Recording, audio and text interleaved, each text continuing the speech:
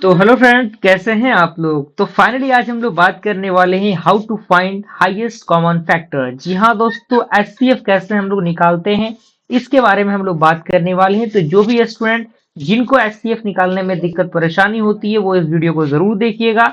इस वीडियो को देखने के बाद आपको एचसीएफ का पूरा कंसेप्ट क्लियर हो जाएगा। ठीक है ना। तो आपको बस बने रहना है, ज्यादा समय आपका नहीं लूंगा, मात्र 5 से 10 मिनट का समय आपसे लिया जाएगा।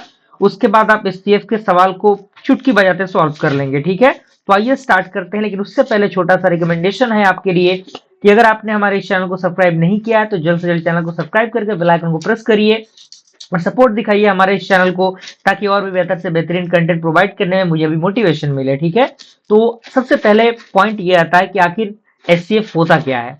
तो यहाँ पे इसका मतलब कह रहा है कि एचसीएफ ऑफ टू और मोर numbers is the largest number that divides all the given number exactly. कहने का मतलब क्या है कि एचसीएफ दो या दो से अधिक नंबर्स के एक लार्जेस्ट नंबर होते हैं जो डिवाइड करते हैं किसको, जो भी आपका गिवन नंबर दिया रहता है उसको एग्जैक्टली डिवाइड करते हैं।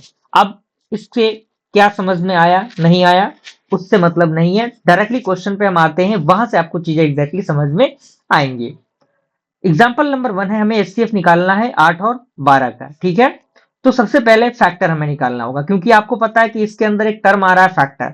तो फैक्टर का मतलब ये कि 8 यानी 8 आपका पहला नंबर है और फैक्टर ऑफ 12 यानी दूसरा नंबर 12 है। तो एक बार फैक्टर्स ऑफ 8 को लिखेंगे और एक बार क्या करेंगे, फैक्टर्स ऑफ 12 को लिखेंगे।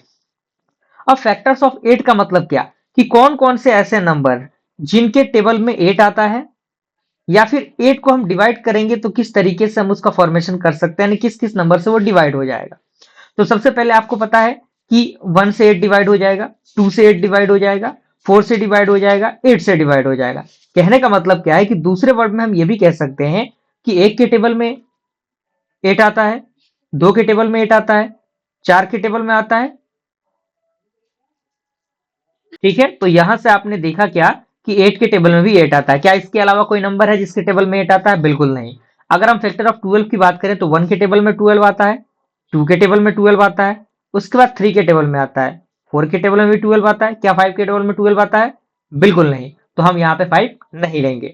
अब हम 6 की तरफ मूव करेंगे, देखेंगे क्या 6 के टेबल में 12 आता है? बिल्कुल आता है। तो हम यहाँ पे इसको लिखेंगे। हमने यहाँ पे 7 नहीं लिखा है, क्यों? क्योंकि 7 के टेबल में 12 आता ही नहीं है।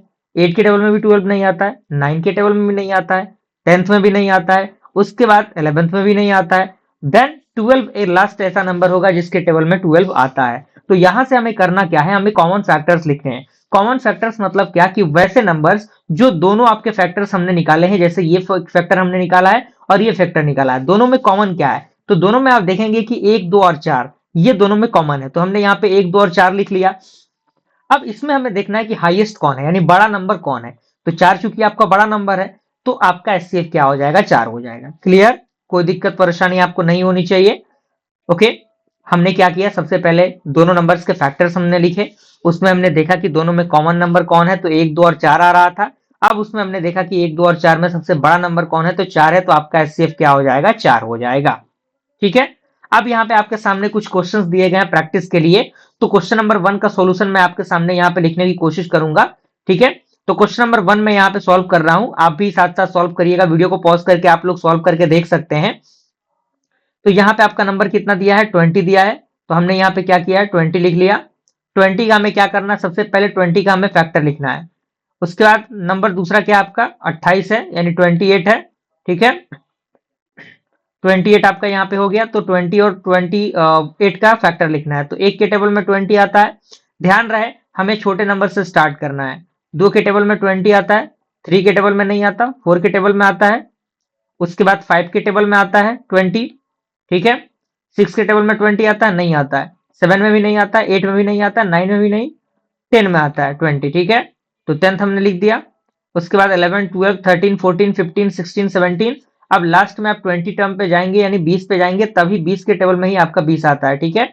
तो ये आपके टोटल 6 नंबर्स होंगे जिनके टेबल में आपका क्या आएगा, 20 आएगा। अगर हम 28 की बात करें तो एक के टेबल में 28 आएगा, 2 के टेबल में 28 आएगा। क्या 3 के टेबल में 28 आता है? नहीं आता है। 4 के टेबल में आता है? बिल्कुल आता है। आप लोग एक बार पढ़ पढ़ के उसको देख लीजिएगा। 5 के टेबल में 28 आता है? नहीं आता है। 6 के टेबल में नहीं आता है। 7 के टेबल में बिल्कुल आता है। तो 7 हम यहाँ पे लिखेंगे। उसके बाद 8 के टेबल में आता है? नहीं आता है। उसके बाद 9 के टेबल में नहीं आता है, 10 के टेबल में नहीं, 11 नहीं, 12 के टेबल में नहीं आता है, 13 के टेबल में नहीं आता है, 14 के टेबल में आता है, बिल्कुल आता है। तो हम यहाँ पे क्या करेंगे, 14 लिखेंगे, यानी 14 हम लिखेंगे। उसके बाद 15 में नहीं आता, 16 में, 17 में, 18 में, 19 में, 20 में। डायरेक्टली हम कहाँ जाएंगे, 28 पे जाएंगे, यानी 28 पे हम लास्ट में जाएंगे। तो 28 पे आपका क्या आएगा, जो टेबल है ये 28 का मिल जाएगा। तो हमें क्या निकालना है, हमें कॉमन फैक्टर लिखना है। तो हमें क्या करना है, यहाँ पे कॉमन लिख लेना है, कॉमन फैक्टर। तो कॉमन फैक्टर आप यहाँ पे जैसे लिखेंगे इसका, मैं यहाँ पे इसका शॉर्ट में ही लिख रहा हूँ, ठीक है। आपको पूरा फुल में क्या करना है, कॉमन फैक्टर लिखने हैं। तो दोनों में शामिल कौन है, एक है दोनों में शामिल, दो है दोनों में शामिल, उसके बाद आपका क्या है, चार है दोनों में शामिल, ठीक है।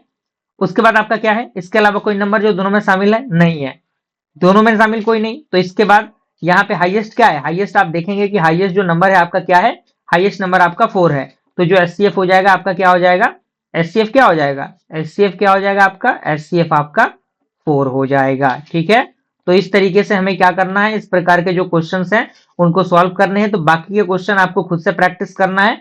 आप यहाँ पे देख सकते हैं, एक क्वेश्चन मैंने ये सॉल्व कर दिया, बाकी के 3 क्वेश्चन और भी कुछ क्वेश्चंस मैं दे रहा हूं।